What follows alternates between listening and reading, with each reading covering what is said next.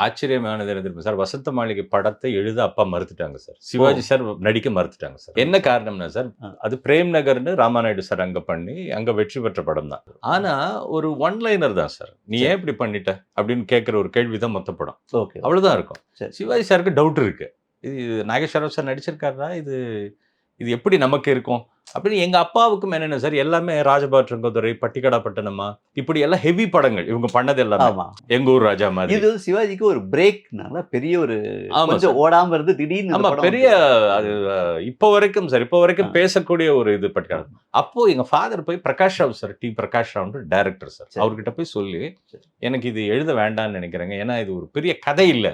அப்ப அவர் புரிய வச்சாராம் sir. Mister Balamurugan இது கதை கிடையாது. இது 2 ஹார்ட் அப்படின்னாராம். 2 இதயங்களோட சந்திப்பு, ஓ. 2 இதயங்களுடைய முரண்பாடு.